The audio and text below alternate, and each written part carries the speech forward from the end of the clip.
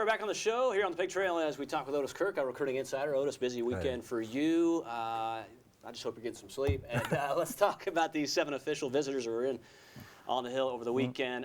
In fact, let's begin with the 3 guys uncommitted. Chibasi Nuwana, Byron Cunningham, and Cy Martin. Now, these guys all O-linemen. We all know the need area there at O-line for Arkansas. Yeah, Cy's a linebacker. Oh, Cy's a linebacker. I'm sorry. No, the other 2 are. No, there are linebackers, or offensive linemen. Yeah. Let's do that again. Okay. Not bad. Yeah. Here we go. 3, 2, and 1. Hey, back on the Pig Trail, and we are talking recruiting now with our recruiting insider. That is Otis Kirk. And Otis, big weekend, of course, on the Hill. 7 guys in on their official visits now. Let's talk about the 3 guys uncommitted because 2 from the JUCO ranks, O-lineman. We're talking about Cy Martin as well, a linebacker. Now, tell me about where they are in the recruiting process, what they like about the visits. Okay. Well, they all had a great visit. Chibasi is down to Arkansas and Maryland. He's originally from Maryland, but his dad didn't come on the trip. So he's going home and talk to his dad and then make a decision. Could come any time. I think Arkansas is in great shape there. Now, I think Maryland, her and Coach Loxley may have helped them some, but I think that's probably a little bit late for him. But I think Arkansas is in pretty good shape there. Byron Cunningham is down to Arkansas and OU. He is supposed to announce on Tuesday. Once again, I think the Razorbacks are in great shape on him. Here's what he liked. Arkansas recruited him harder than any other school. They all recruited him. He took an official visit to OU. He had a ton of offers, but Arkansas showed him that he was needed and he was a priority. And both those kids felt like that Arkansas showing them they were a priority. Plus, they've got 2 years to play. They want to go where they can play. And they're looking at this offensive line situation thinking I can play there. Both those guys are tackles. So I think Arkansas is in really good shape with both of those kids. Just have to wait till they make a decision.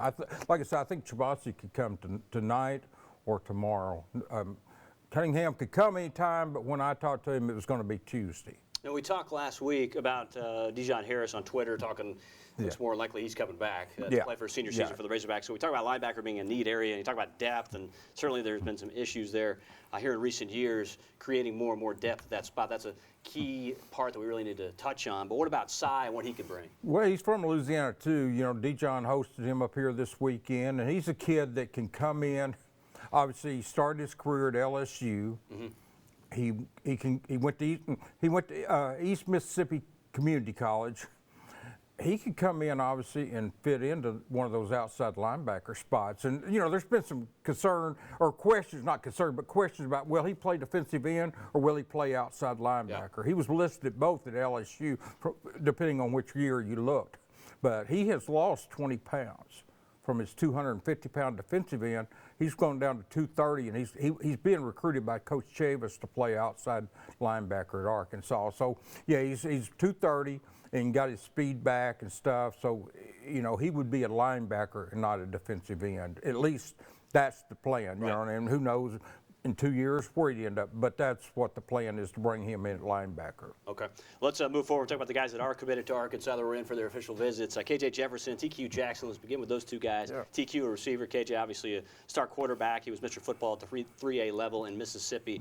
When you look at those guys, it seems like they've formed this really nice bond together. Yeah, Rakeem Boyd was with both those kids, you know, from time to time this weekend, and Michael Woods. And they told me something funny. They told me that Rakeem Boyd was working hard on those offensive linemen because he needs them to block for him. They said Rakeem, Rakeem hosted KJ, but I think he worked Myron and Chibasi a little bit harder than he did him. But anyway, they thought that was funny. Michael Woods did a good job hosting TQ. KJ and TQ have formed a little bit of a bond too. I mean, you know, they're going to be playing together at Arkansas for the next 3 to 4 to 5 years. So, but they formed a good bond, and both of them had great visits here. I'm talking about KJ and TQ. So they both had great visits. They've both been here before, so it wasn't like new, but they enjoyed themselves. You see things on an official visit, maybe from an academic standpoint, and some little things that maybe they don't have time to show you on an unofficial visit. So they enjoyed it, but it was a good visit.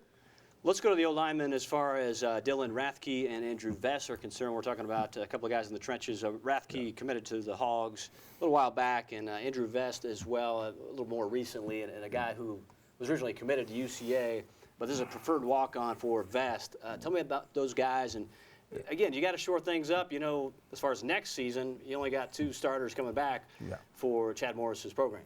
The Vest is about 6'6", and I mean, he's pretty tall. That's close to legit. And about 295, 293 pounds. He told me today that they're recruiting him to play inside, because I thought maybe a tackle spot for him. But he said he doesn't know guard or center, but Coach Fry told him don't rule out playing tackle eventually as well.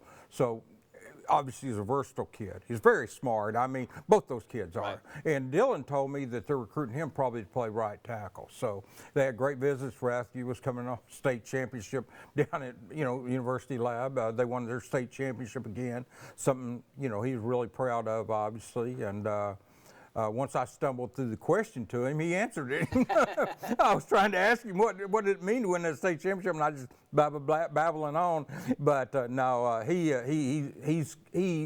obviously was elated to win. He said there's a lot of celebration on in the locker room and stuff, things you would expect. But and then Vest, he's a kid that will be here at midterm. He's going to come in at midterm, and that will help Arkansas, give him a head start, give them another offensive lineman in spring football. And by the way, Cunningham and Nwana are both midterms as well. I should have mentioned. And so is Cy Martin. They're all midterms. All 3 of the JUCO kids are midterms. So, they can get some more.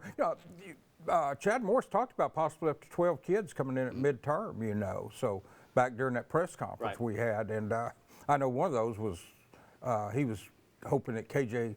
That that Kelly Bryant would be one of those, and originally KJ, but KJ couldn't get he didn't have time to finish all the online courses that he would have had to take. He ran out of time. They had to be in by December the 5th, and it was just too many hours. And then of course we know Kelly Bryant went to Missouri, so. But there's still a chance that a lot of those kids will be here at midterm, and that gives them more players to go through spring ball. Let's close with this, because I want to give another shout out to, as you mentioned, Rathke being a state champ. Amante Spivey, the running back at Alabama, also a state champion from this past week. Devin Bush as well. I saw a lot of that stuff on Twitter. And Darius Bowers, the Fayetteville quarterback, a preferred walk-on spot. He's been offered that.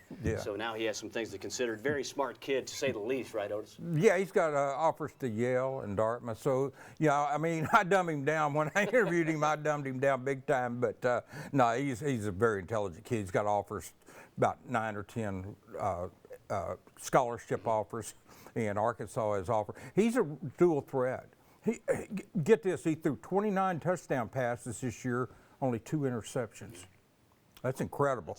Ratio, Yeah, and I mean, we know he plays 7A football in Arkansas, and that's not, that's as high as it gets. It's no joke. That's good football, but he did. He threw 29 touchdown passes and 2 interceptions. So I think Arkansas's got a chance at him. I mean, he's going to look at the scholarship situation, but I do know he really likes Arkansas, and so we'll have, on the walk-ons, you just have to wait and see, because they're weighing Logan Callison is weighing an offer, quite a bit of money from Harding versus a walk-on deal at Arkansas. And that's what kids have to weigh, how much. But there again, one thing that helps with the walk-ons, Drew, is they always will wonder if they don't come here, could I have played at Arkansas? Yeah. People have to understand, these kids, those were dreams. This is a dream to play at Arkansas for these kids. But then you start weighing that against the money that the other schools are offering. When I say money, I'm talking about scholarships, nothing illegal. Sure. But they have to weigh that. Yeah, they have to weigh that. Well, I know. Small schools don't offer full scholarships. They divide them up, and that's why I say money. I didn't want somebody to think that the coaches at Harding were coming up here and offering money to a kid. They're not. Right. Well, that's the thing. And when you look at that big versus small scale in terms of the level of football they're willing to play at and what they're capable of playing at. Certainly, as we close here, we want to talk more about these guys as we continue to lead up to the early signing period. That's going to be December 19th through the 21st. Otis, thanks very much. More on the Pig Trailer for this.